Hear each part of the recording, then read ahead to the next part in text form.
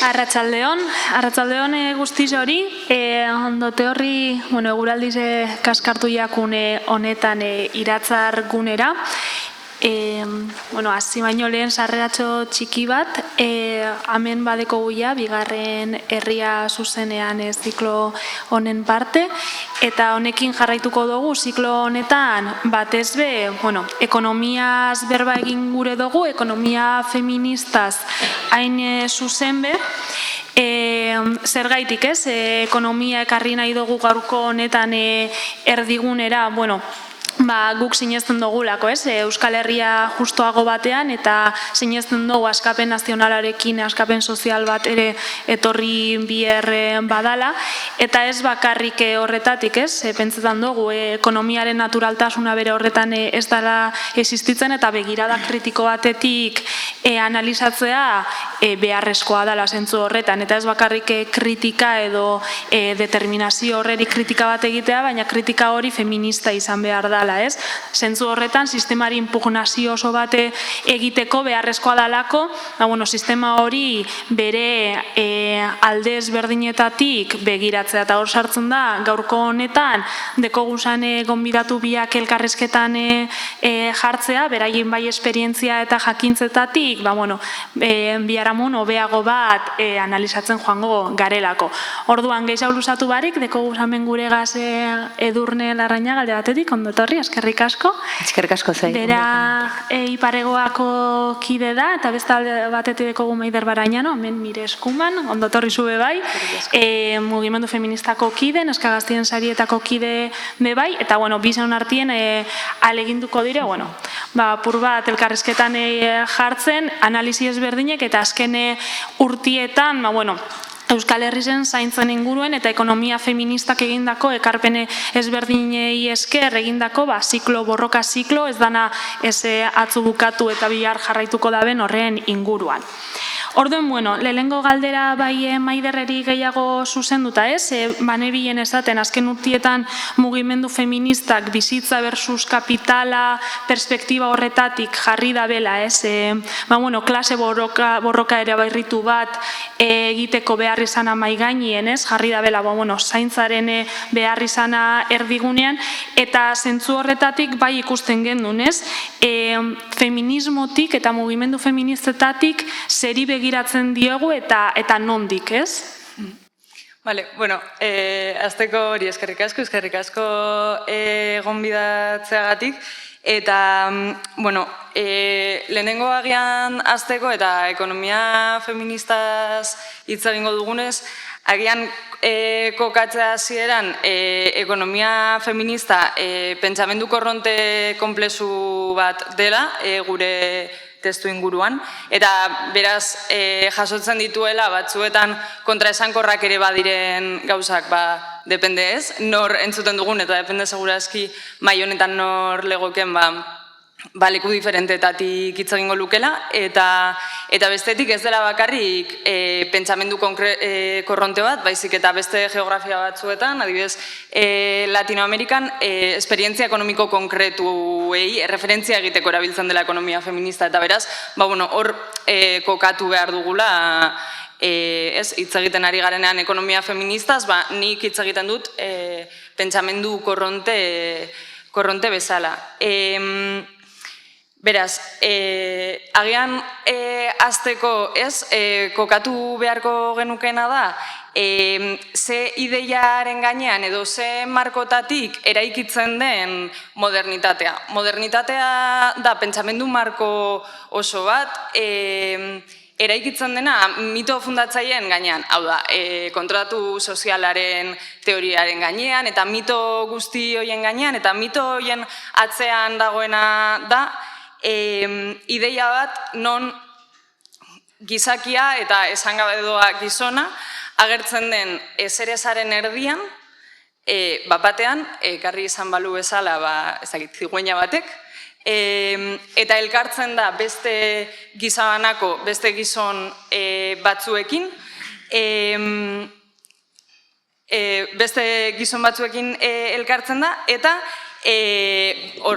desertu horretan edo meseta horretan dauden beste gizon batzuekin, eta gainera gizon horiek badaukate ja aurretik kapazidade linguistikoak, argumentatu alizateko kapazidadea, 18 urte baino gehiago dituzte, eta ez dakigu oso ondo nola heldu diren desertu horretara, baina kontratu soziala egiten dute haien artean. Eta beraz, mito fundatzaile apur bat ero hoien gainean, eraiki da modernitatearen pentsamenduaren parte oso handi bat, gero horretan oinarrituko dira ere bai eskubideak, oinarrituko dira pentsamendu edo sujetu arrazional, buru jabe horren gainean. Orduan, apur bat, ez, ekonomia feministak edo feminismoak bere horretan horregiten duen ekarpena da emakumeak eta gizonak espaldin badira jaiotzen eta egiten baldin badira,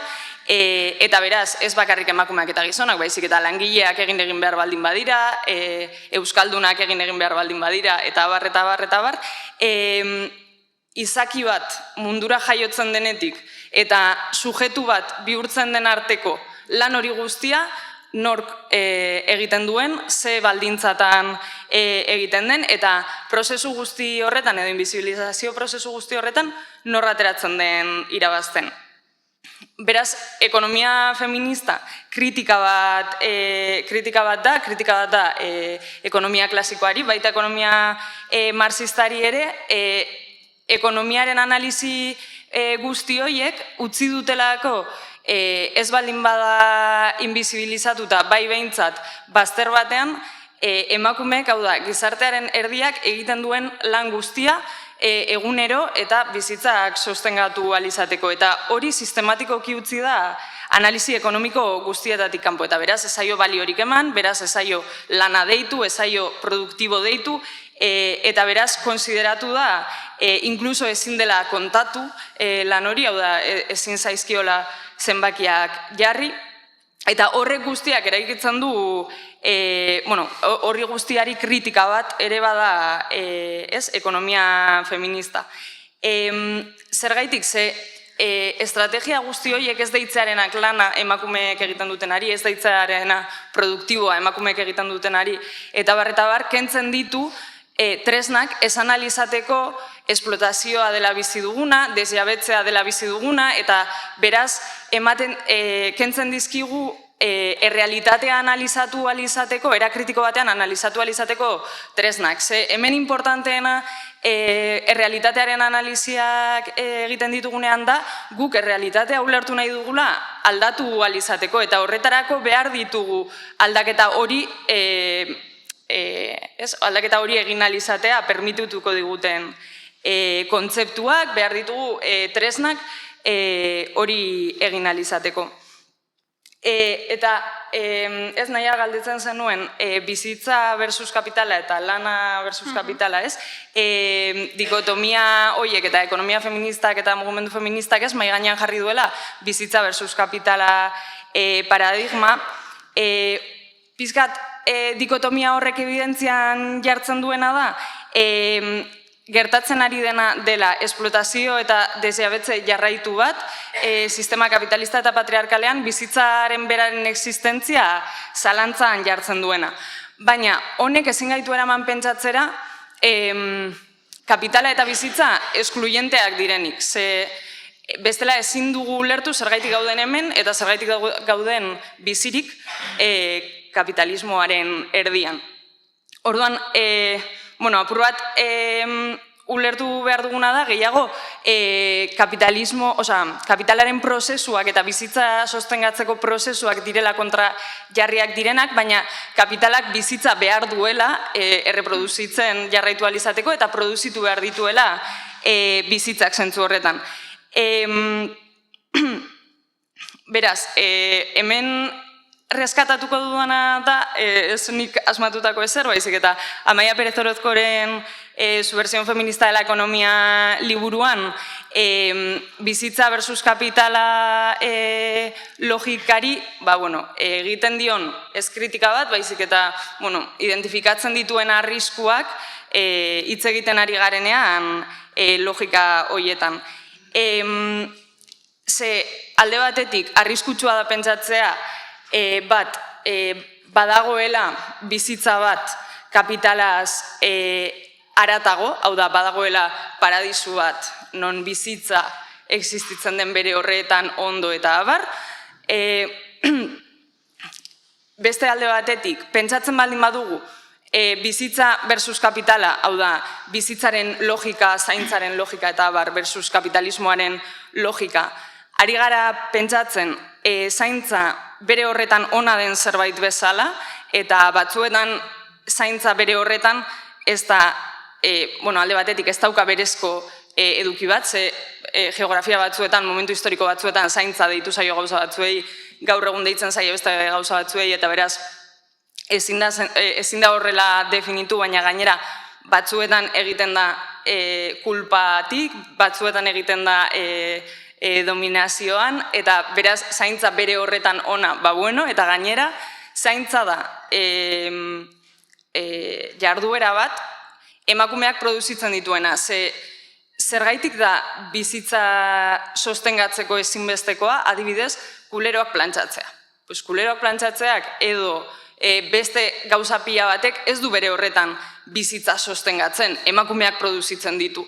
Eta beraz hor, ezberdintasunak egitea ere importantea da. Eta horreri tiraka ez, gaur eta orainari begira, zaintzen inguruan begira Edurne, ikusmiran egindako azterketatik, bai, zuretzako galdera bai bada, ez, Euskal Herrian, ez, hemen eta orain, norari da eta zelan, ari da zaintzen, ez?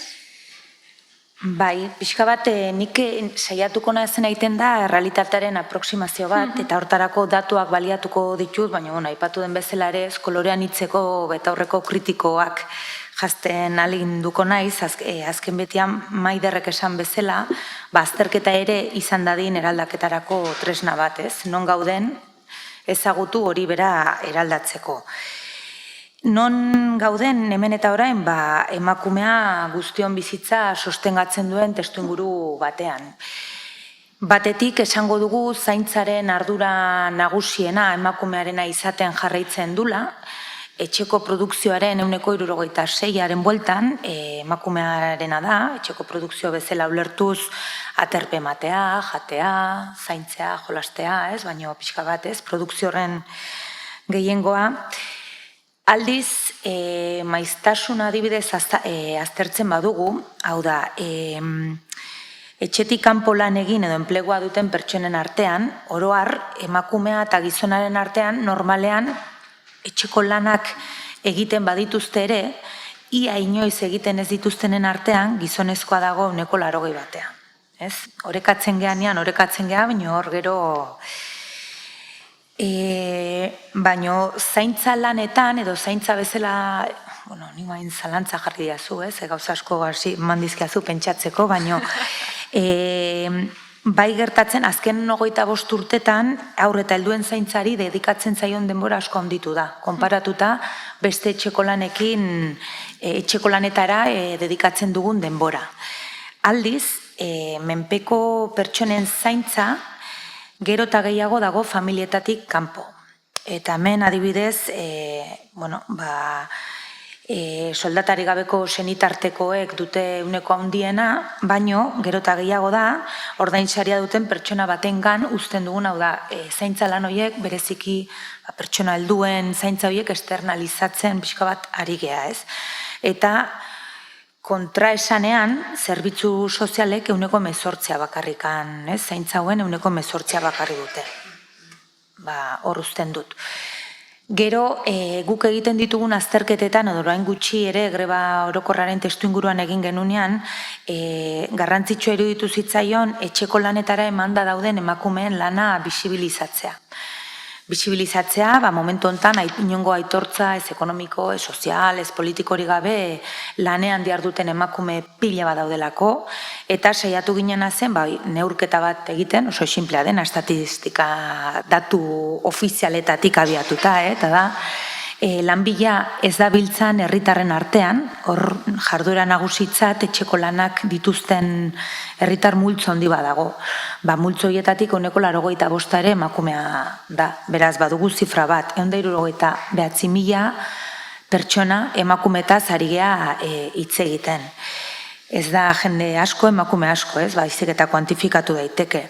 Eta egin genuen ariketa simple bat, guretzako, lab sindikatuarentzako gutxieneko soldata, ez, beharko luke 1.200 euro, 14 pagatan, egin genuen edo zeinek uste dut indezaken ariketa matematiko bat, emakume hauei soldata hori egokituz, eta datua bada, aurtengo Eusko Jaurlaritzaren aurrekontu proiektuaren, garai hortan aurrekontu proiektuaren 24%aren bueltan izango zela etxeko lanetara emanda dauden emakume hauen soldata.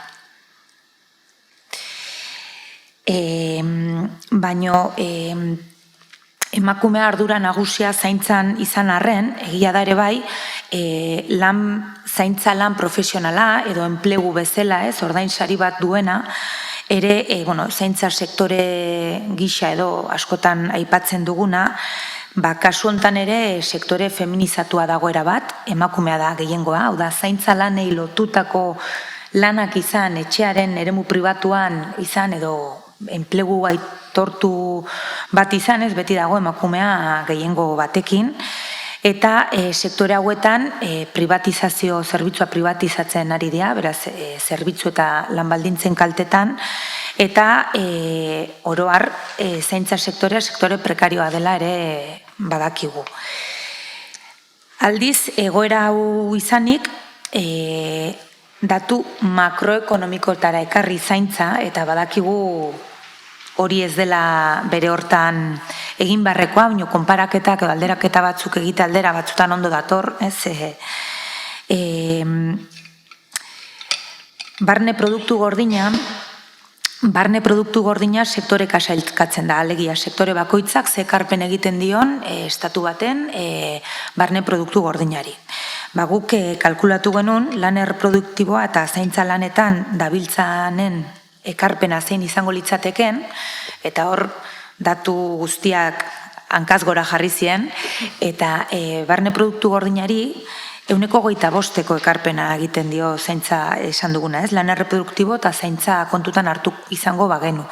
Honek suposatzen du guztiok tankera bat ardezagun eraikuntza edo industria sektoreak egiten duen ekarpena baino desenta handiagoa dela. Eta, kopuruari dagokionen lehen hori aipatu dut, ez? Zaintza sektorean emakumea da nagusi, baina eske zaintza sektorea ere, erregimen orokorrean ere pixua handia du.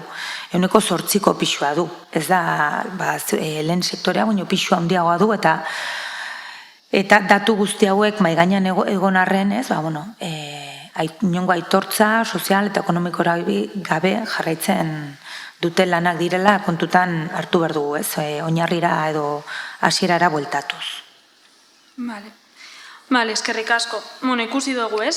Berez badala zerbait kuantifikablea, ez? Eta batzuetan makrora erun behar da ikusteko, zer gabezi, eta 125% bat da. BPG-aren parte oso importante bat, ez? Baina, eman deuskuze Edurnek datu objektibableak behintzat, baina hemen badakigu, ez? Eta lehen Maider egonda berbetan, hau ez dela bakarrik ekonomia klasiko natural bateze, naturalizatu bateze hitz egitea, baizik eta horren atzean dagoen eraikuntza, kultural, simboliko, sozial, guztia, ez? Eta azken urteetan Euskal Herrian hainbat lekutatik hitz egin da, ez? Jule Goikoetxeak beste kide batzuekin batera hitz egiten Euskal Demokrazia patriarkalaz, ez? Bilgune feministak bai orain gitzi atara dugu, ez? Radiografia bat zaintza erregimen, Euskal zaintza erregimenaren inguruan, ez? Beraz, zer dago, ez? Datu horiek analizatzeko, nondik analizatzeko zer dago horren atzean, zer erregimen motaz ari gara hitz egiten Euskal Herrian berton? Bale, igual, Edurne zuk aipatu duzun kontu batetik, ez? Eta esaten zenuen, azken urteetan aurrei dedikatutako denbora asko hasi dela, eta beraz horrek evidentzian jartzen duena da, lehen aurroiek ez zutela bizitzeko behar, hainbeste denbora haiei dedikatzea, eta orain bai, eta beraz, horrek erantzuten dio, zaintza zerbait eraiki eta produzitzen dena izateari, baina bestetik gainera,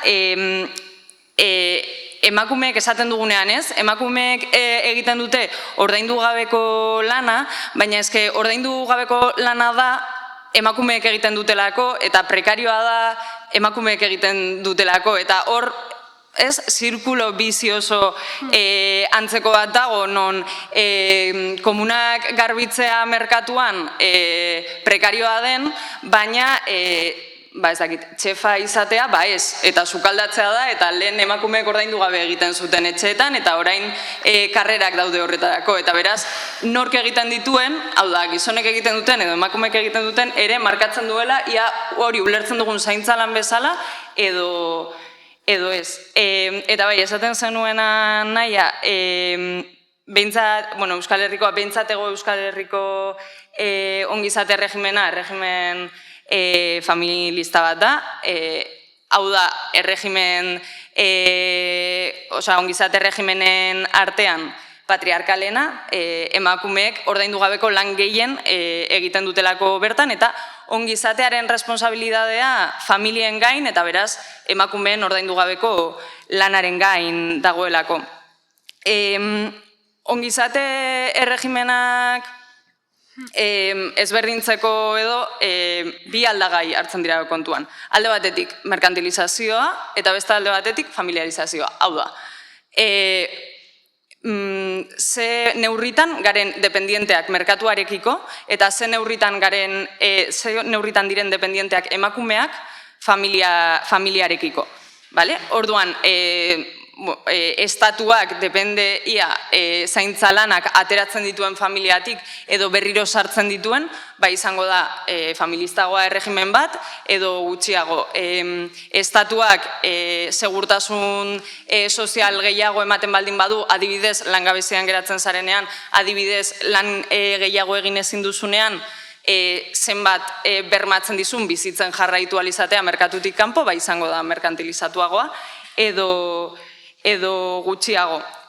Oro har gure testu inguruan, esan dut lehen, familien gain dago ongizatearen zatirik handiena, eta beraz emakumeen ordaindu gabeko lanaren gain, eta hori oso argi ikusten da adibidez, krisi ekonomikoetan edo ongizate estatuak txikiagotzen direnean. Ze adibidez, senarrak lana galtzen duenean, hor emakumearen lana da, koltsoi bat osatzea hori sostengatuko duena emozionalki, eta sostengatuko duena, agian aurra atera behar da atletismotik, eta egin behar dira malabareak ez dakit norekin usteko, edo eraman behar da parkera. Beraz, hor, emakumeen ordaindu gabeko lanaren gain jausten dira lan pila bat lehen edo merkatuan edo estatuaren bidez, adibidez, Osakidetzan murrizketak daudenean horrek esan nahi du, etxeetan egiten direla zaintza lan horiek, gaixoak ez dira egun batetik bestera, eta magiaz sendatzen. Ez dakit, jantokietako prezioak igotzen direla, amamek egingo dute eguerdian bazkaria. Apur bat, logika horretan. Esatea ere bai, erregimen hauek, erregimen mediterranearrak deitzen direnak, familistak, direla oro har Espainiar estatua, Italia, Grezia, biltzen dituenak, hauek direla aldi berean ere bai, komunitate indartsuenak dauzkaten estatuak. Bere alde hon eta alde txar guztiekin, ze komunitatea askotan da emakumeek, ez familian, baizik eta komunitatean egiten duten ordaindu gabeko lana. Eta orduan, gauza batek ere erantzuten diolako besteari. Baina egia da, 21. mendearen hasieran edo, azten dela birformulatzen edo birkonfiguratzen estatu familista hori, eta hor etxeko eta zaintza lana kontratatzeak badauka eragin handi bat. Zer gertatzen da hor, segurazki zaintza lan handiak edo presio handia dagoela familien gain, eta familiek momentu batean erabakitzen dutela hori externalizatzea, estatuak ez du apenas garatuta inolako zaintza publikorik, eta beraz familiek kontratatzen dute eta bihurtzen dira gainera regulatuta ez dagoen merkatu baten regulatzaile eta kudeatzaile nagusiak, eta beraz sortzen da merkatu bat esplotazioak eta esplotazioak gurutzatzen duena, eta sortzen dira zaintza kate globalak eta abar. Beraz, bueno, hori, esan dugu ez,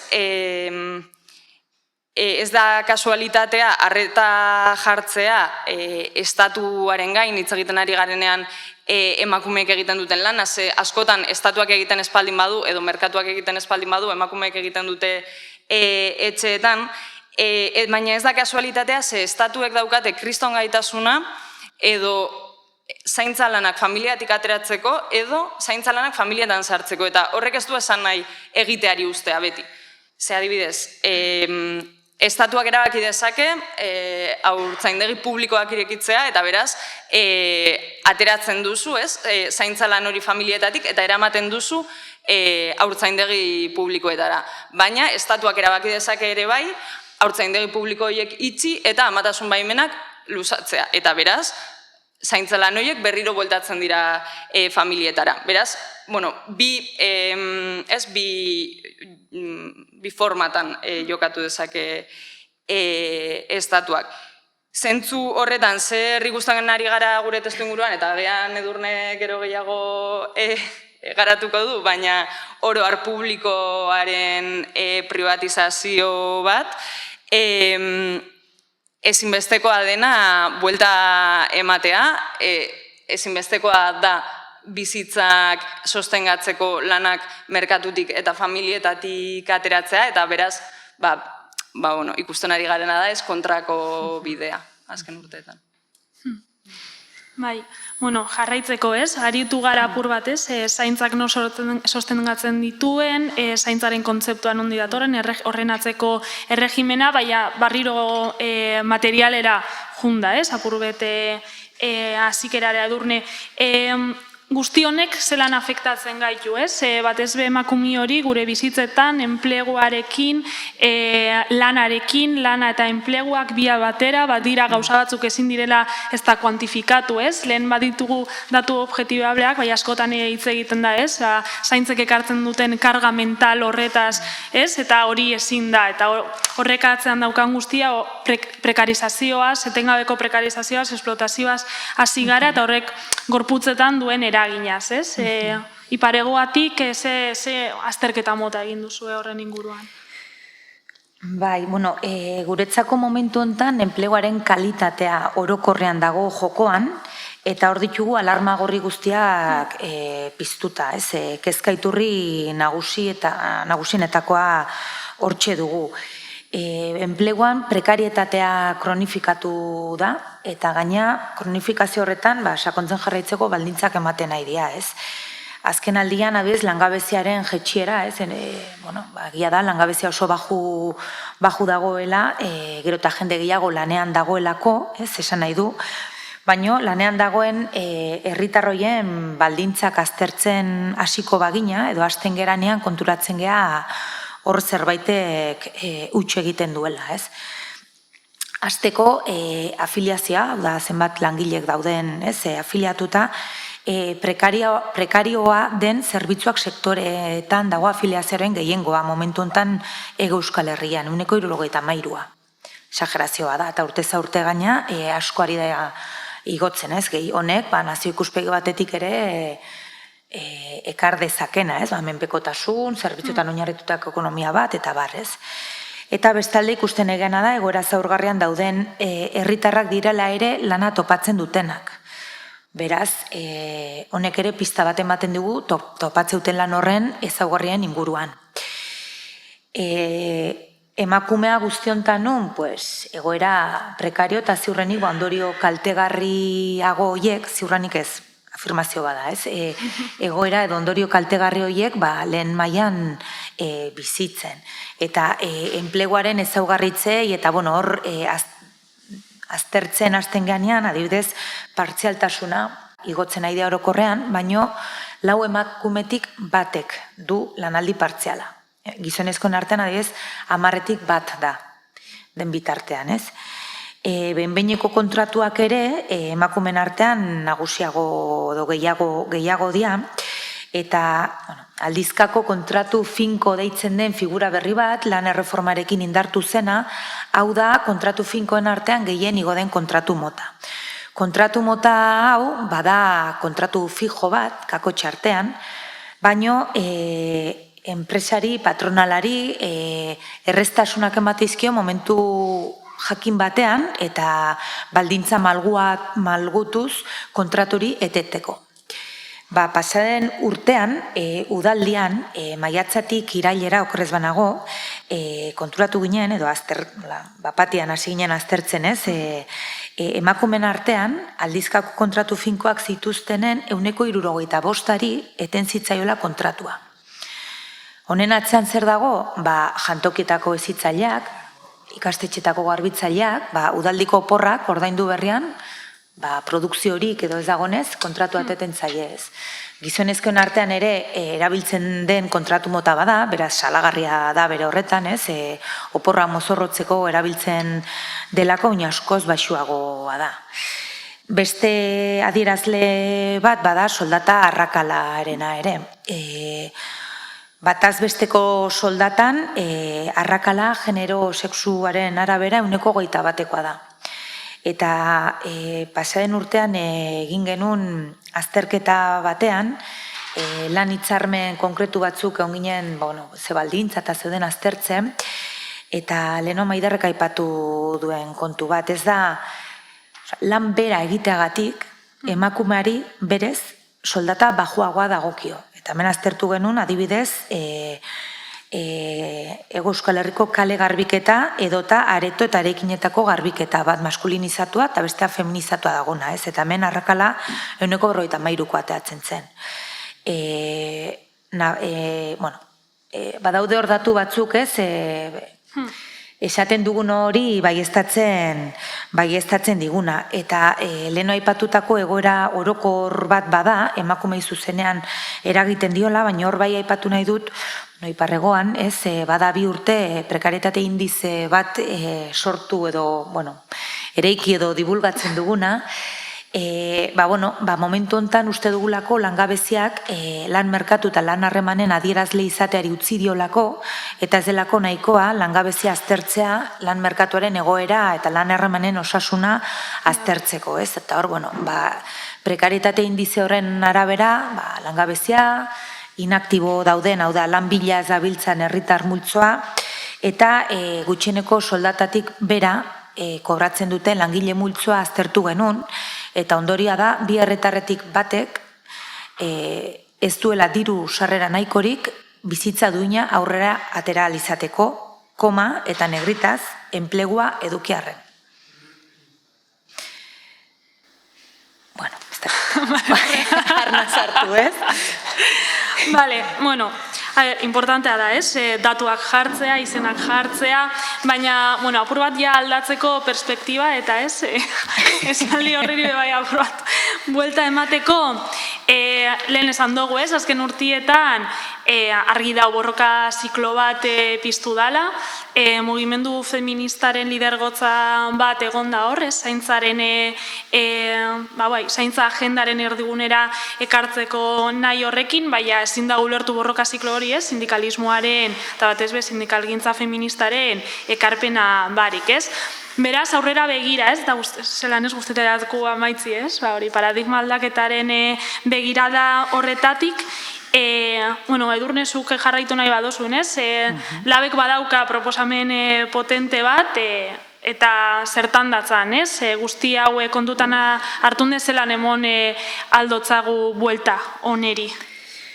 Bai, errealitatea... Zein da formula magikoa? Ez dago formula magikorik, Baina egia da realitatea gordina dela, ez? Baina, bueno, berriro ekarriko dut abeslari baten hitzak, gauzak ez dira horrela, gauzak horrela xe daude, eta beraz aldatu daitezke. Eta guk azkenean mahaigaineratzen duguna da norabide bat. Bide horretan ekarpena egin dezakena, guk konbentzituta gaudelako egoera aldatu daitekela, eta zentzu hortan ere konbentzituta gaude, gure proposamenak hortan ekarpen bat egin dezakela. Banaketa hirukoitza bezala, ez? Gure artean hitz egiten dugu gure proposamenaren titulo bat edo jartzezkotan, ez? Banaketa hirukoitza, bada funtsean enplegua, zaintza eta zaintza lanen eta ondasunaren banaketa. Bada lana berrentolatzeko proposamen bat, zaintza lanak erdiguneak kokatuko lituzkena, eta bada baliabideen birbanaketarako ere proposamen bat, ez? Testuinguruaren edo planetaren muga biofisikoak kontutan hartzen dituna. Gakotariko bat bada enplegua eta zaintza lanez profesionalak edo bi lan parekotzat jotzen ditugu, izan beharko luketena, eta zentzu hortan jendarteari ere bi ekarpen mota egiten diogu lan hauekin.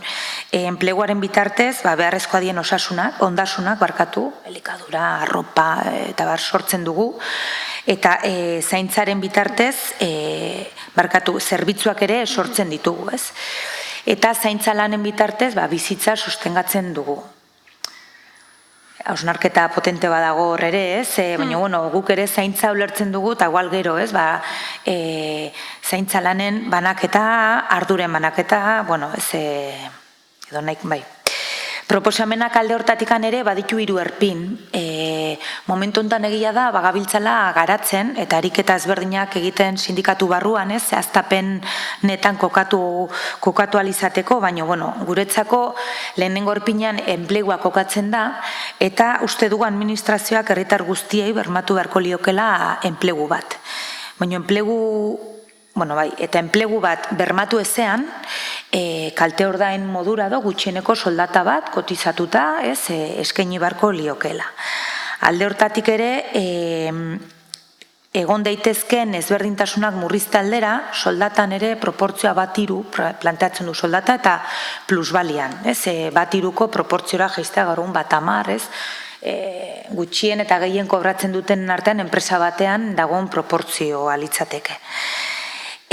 Bigarren erpinean zaintza lanak egongo liratezke, eta noski, enpleguari eskinitako denbora murriztu beharko litzateke zaintza lanek edukitzeko tarte gehiago, espazio gehiago, ez? Hori dela eta ere, 30 orduko lanaldiaren aldeko, pustua edo erronka gure egin dugu. Zaintza lanaldiaren inguruan uste dugu eztabaida sozial bat eriki behar dela, ze hor asko dago eztabaidatu, erpin asko ditu bere baitan, ez dakit, gehienezko lanaldi bat zarri behar dugu zaintza lanetan ere, nola iten da, nola ardurak igualdia banatu berdienak, denbora banatu berrian, non dago gakoa, ez? Eta gero ere, bizitzan zehar igual ere, momentu batzutan zaintza lanak enpleguaren gainetik lehenesteko aukera eduki beharko genuke, ez? Aukera hori arautu beharko litzatekela uste dugu, eta zaintzagatik handien etete horiek osoki, partzialki, baino borondatez eta erantzunkidetasunez hartzeko behar hori edo, ez? Eta gero, 3. erpinean ondasunaren banaketari dagokionean, azkenean hemen lan esparruan soldaten bitartez egin daiteken birbanaketa horretaz gain, azkenean hitzeiten egia politika publikoen bitartez ere egin daitekenaz. Ez da hemen zentralidade nagusi hartzen du zerga politika edo politika fiskalak. Gaur egun zergak zer zergapetzen den, nola zergapetzen den, nork zer ordaintzen duen, hor badago sistema berrantolatzeko, goitik berako berrantolaketa baten beharra, Eta honekin batera, momentu honetan bai uste dugu premiazkoa dela Osakidetzan, eskola hezkuntza eremuan, olako interbentzio bat egitea, hainbat privatizazio prozesu gelditzeko eta kalitatezko zerbitzua eskaintzeko. Maider, aipatu dezuleno, ez nun buruan privatizazioan gaian sakontzea, baino azterketaren batean, eman genuen datu batean ere bada EAEko erresidentzien kasuan, erresidentzia publikoetara gerota finantziazio pribatu gehiago ari da sartzen, eta alderantziz. Erresidentzia pribatuetan funts publikoen proportzioa gerota handiagoa da, ez? Gurutzatu iten dira, ez? Eta, pixkat hori interbenitu eta lehen osandakoa, ez? Guk, modu pareko batean, banaketa hirukoitzoi emango balitz, uste dugulako herritar guztiontzako bizitza duinago bat edo bizitza duin bat bermatzeko norabide bat argenezakela. Bale. Hitz egin dozu ez, lanaldiaren murrizketa, eztabaida sozial baten beharraz, negozio nitxoa eta merkatua bera zaintzetatik ateratzeaz, eta inkluso ez, zaintzaren begirada dual horretaz, hau da, iparra bezala edo horizonte bezala ulertzen dugu, baina jakinda egun, ez, badirela prekarizazio, esplotazio guneak, hitz ez tegolan oi hartzun bat, ez, mugimendu feministatik bai planteatzen diren gauza ezberdinetaz, eta ia Maider zuri gehiago galdetzerako zaintza borroka ziklo ataz egon gara berbetan azken aldizen eta zeintzuk dira, ez? Momentu honetan mugimendu feministak eukin aldabezen errokak jakindaia prozesu luze batetik gatozela, greba orokor feminista bat egin dugula, lehengoa, eta norantza nahi dugu edo ze begiradatik edo ze proposamenekin goaz. Bai, nik uste hori ez, aurretik egindako bidea ere luzea da, eta horregatik ere parte batean gaude hemen eta honetaz hitz egiten, baina uste dut zaintzaren borroka zikloan badaukagula erronka nagusietako bat ez dagokiona bakarrik mugimendu feministari, eta erronka bat izateaz apartagean arazo bat dela, zaintza deitzen diogula pila bat gauzari, eta apur bat ordenatu beharko genukeela kontua. Hau ez da baidarako, atzo arratsaldean bururatu zitzaidan, baina uste dutez, borrokaren logikatik begiratuta, deitzen diogula zaintza, emakumeek familiaren eremuan egiten duten lan ordaindu gabeari alde batetik, beste alde batetik, emakumeek merkatuan egiten duten lan prekarioari, eta aparte, deitzen diogula zaintza, biztanleriaren ongizatearen bermeari edo zaintza eskubide gisa kokatzen dugunean, eta apur bat hiru lerro horiek daudela, eta berez ez luke izan behar edo arazo bat zaintza denari deitzea, ze egia da horrek eraikitzen duela eszenatoki bat non hitz egin daiteken eta interpelatu daiteken leku berdinetik gauza diferente asko eta horrek badauka potentzialidade bat, baina sortzen duen arazoa da gauza ezberdinez ari baldin bagara eta estrategiak diferenteak izango baldin badira, momentu batean gauza kontraesankorrak esango ditugula zaintzaren inguruan. Hau da, hitz egiten ari garenean zaintzari buruz eskubide bezala aldarrikatu beharko dugu, baina hitz egiten ari garenean emakumeen lan ordaindu gabearen inguruan, agian abolitu nahiko dugu, ez dakit. Orduan, estrategia kontrajarriak direnean, zaila dela, eta hor erronka bat, edo korapilo bat, askatzea tokatzen zaiguna, ez bakarrik mugimendu feministari, zeri deitzen diogu, edo, zeri deitzen diogu zaintza, edo momentu bakoitzan zeri buruz ari gara, eta zelan banatuko dugu hori, eta ze estrategia jarriko diogu bide bakoitzari, uste dut ere kolektiboki askatu beharreko korapilloa dela. Argi dagoena da, apustua izan behar dela desprivatizazioerakoa, eta hori orain eta hemen egiten dela desmerkantilizazioaren eta desfamiliarizazioaren bidez. Eta hor zentzua dauka publiko komunitarioaren edo publikoaren eta komunitarioaren aldarriak. Baina, klaro, kontuan izan da ere, ez digula ez edozein publikok balio, ez edozein komunitariok eta komunitarioaz hitz egiten lehen ere esan dut, baina askotan komunitarioa da emakumeen ordaindu gabeko lana, lehen familian zela, orain komunitatean, pero bueno, lo mismo, esaten zenuen ez, agian zaintza lan ordaindu gabe horri muga bat jarri behar zaio goitik, nire galdera da, eta jarri behar zaio goitik, ze egiten ez duenaren 80% gizona baldin bada. Konstituzioan agertu behar da, bete behar modu.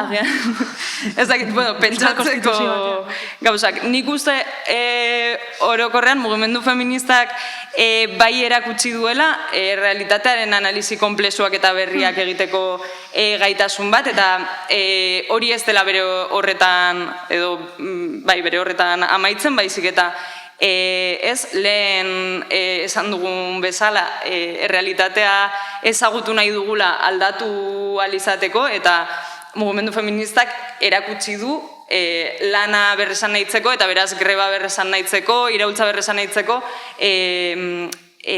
kapazitate bat eraman gaituena lehenengo greba feminista orokorrera, eta beraz horrek badituela ondorio zuzenak.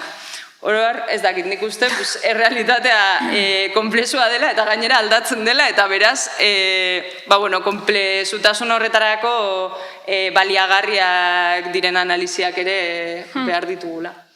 Bai, oso ados, errealitatea konplexua da, bai, eskerrik asko ordenatzen laguntzea gaitzik, eta, momentuz onarte, momentuz baketan itziko zaitzuet, eta zuzentzen azia gehiago hemen gugaz hausien guztizoi, ez dakit galderaren bat, hausnarketaren bat, badeko zuen gugaz konpartitzeko, zuena da berbie, bai. Ondotorria konplexutasuna, ez dakite, sakondu nahi badozue, potentea da, lo de zer egin soldataren kontua gaz, da debate historiko bat,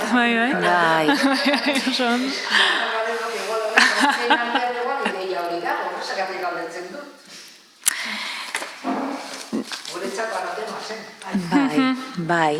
Bai, nik uste dut hemen garrantzitsuena dela igual momentu honetan eztabaida hori zabaltzea, ez? Eta ikuspegi ezberdin eta proposamen ezberdinen arteko, esandakoa, ez? Zaintzak erpin ezberdinak izan ditzake, proposamen ezberdinak egon daitezke, guk uste duguna da zaintzak lehenik eta behin banatu inberdiela beste modu batera. Guk soldata bat egokitzarena ingenun ariketa moduran bisibilizatzeko ere momentu honetan 169.000 emakume daudelako etxeko lanetara emanda, etxeko lanetara dedikatuak, 24 orduz, oporri gabe, asteko 7 egunak, eta doan egiten duten lana, baina doan sistema kapitalistarentzat egiten duten lan. Bai, azkenean esplotazio bideoi sistemak berak inposatu dielako, ez? Orduan, guk soldata jartzearena bazen pixka bat, hori bisibilizatzeko ere. Azkenean, konturatzeko pertsona hauen soldata zenbateko batetaz hitz egiten ari gehala, ez? Hor argi dagona da, eztabaida beste parametro batzutara joan berdula, eta ez da soldata bai edo ez bakarrik, edo zenbat ordu bai edo ez. Goiti mugatu behar da, betik. Lan hitzarmenetan hasi bergea eskatzen astean 10 ordu, txeko bazkariak egiteko, batxkukin batin behar dugu astelenetan, arratsaldeko ezagit. Ez, esan nahi dute, hor gai asko dago, baina nik uste dut zaintza lan edo etxeko zaintza lanak, etxeko lanak ezberdina dira, ez? Etxeko lanataz hitz egiten ari gehan hori, eremu pribatuan ematen diren guzti horietan erantzunkidetasunez ardurak banatzea dela leheneko egitekoa denbora banatzen hasi baino lehen, ez? Gero aipatu da ere bai, gauza batzuk ezin dielako ez da kuantifikatu, karga mentala izan daiteke edo dena delakoa, ez? Eta gero, ekarpe modura hartu dut, baina karo gu hemen ere mugatua gaude datu estadistiko ofizialetaz hitz egiten delako, guri, ez dakit, sexu genero gataz, esan nahi dute, zerrealitate komplexua dela ez dugu ukatzen, baina datu hauek ematerako garaian, estadistika ofizialek datu hauek dira ematen dituztenak. Eta aparte ere, esango dugu momentu hontan emakumea badela existitzen den kolektibo bat. Eta kolektibo horri, zori txarrez, gaur egun ere, ezaugarri enpleguan ere, lan harremanetan, ezaugarri konkretu batzuk ere inposatzen zaizkiola emakumea izateagatik. Beste gauza da, bakoitzak zer nola definitzen duen bere burua, edo ez, horren daitezken familia ereduarena erabat ados nago, ez? Baina, pixka bat, gauza badela, hausnarketa politiko mailan egiten duguna, beste gauza da, datuekin guk ezin dugu besterik egin, ez? Baina, ala ere karpena ongi etorria, noski baietz. Bai, nik abolizioan. Agian ez dut esan, baina esan nahi nuena zen, esaten dugunean emakumeek ordaindu gabe egiten duten lana, emakume izateagatik egiten duten abolitu behar dela. Gero, herritarri izateagatik egin beharko duzula ez dakit zenbat? Perfecto. Baina emakume izateagatik hori baina bai adoz. Osa bai daudela lan batzuk ezin direnak externalizatu eta hartu beharko direnak, eta pentsatu beharko duguna hori zelan arautu, ez arautu, noraino, eta zeren arabera, eta, baina bai. Bale, oso ondo. Ez dakit beste galderarik badauen, aztelanik badekot bat.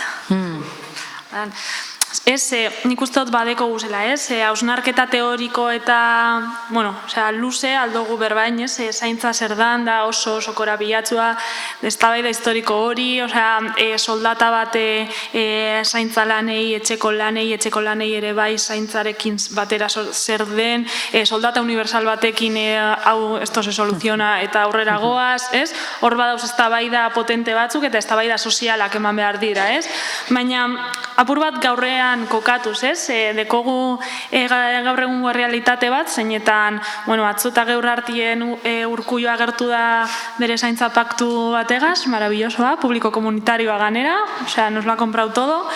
Orduan, ez? Hemetik aurrera, borroka ziklo honetan zelan lortuko dugu, ez? Greba baten antolaketan oso evidenta da zelan, ez da erreza, baina mugimendu soziala, mugimendu feminista, sindikalismoaren arteko aliantza estrategikoak, baina hemetik aurrera zelan egin geinke borronka horrek ustartzeko, bakoitzak bere bidetik, baina karril berdinean, ez dakit zelan ikusten dozu ez, badakigu ez, gakoa hor dago, baina zelan goi ez aurrera.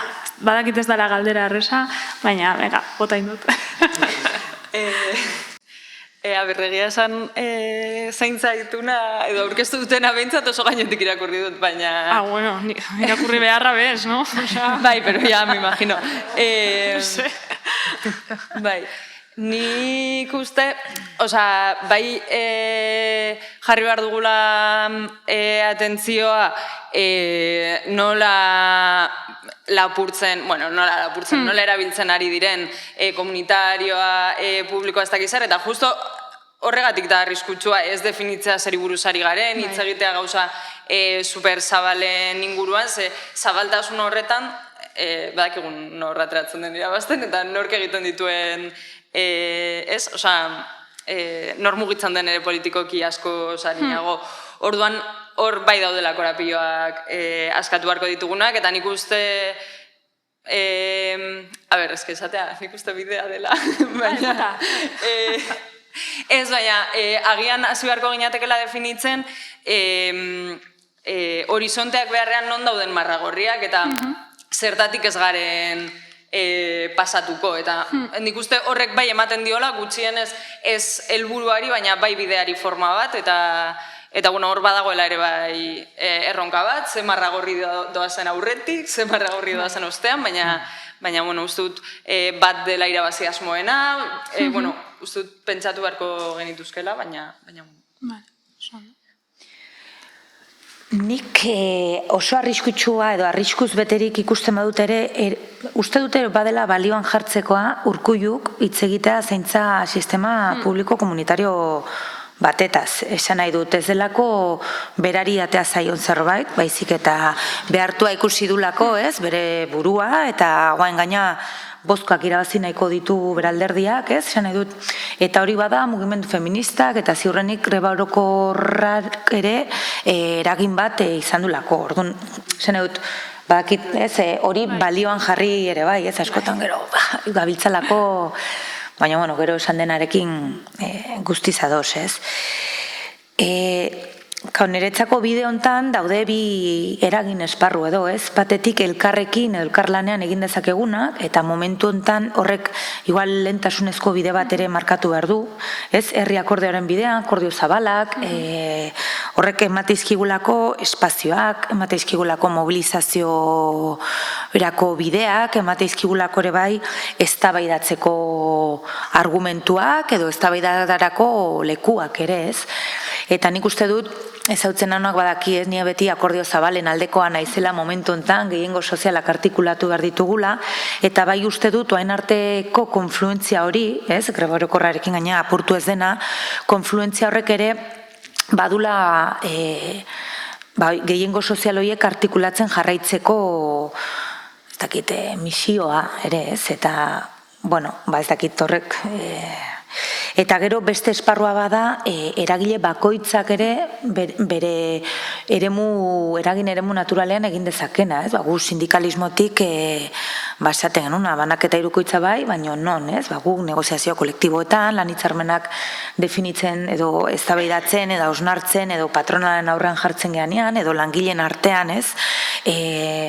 Ez dakit, gure enpresako lehentasunezko aldarrikapena zein izan behar dugu. Bai, soldatak bai, baino, beste hau ere bai, ez? Pixka bat hor badugula zeregina, baino baita ere, instituzioetan parte hartzen dugunean, edo politikan interpelazio politikoak egiten ditugunean, ez? Zena dut, bakoitzak bere eremutik eta ez, egin dezaken bide horrek ere badu garrantzia, bazkenean traktore lan hori egitea, eta guk ere, sindikalismoaren edo ez, esparru horretan ere kendu gabe akordioak gure artean ere alik eta gehiengoa abarkatu behar dula, ez? Baina nik uste dut badela momentu hontan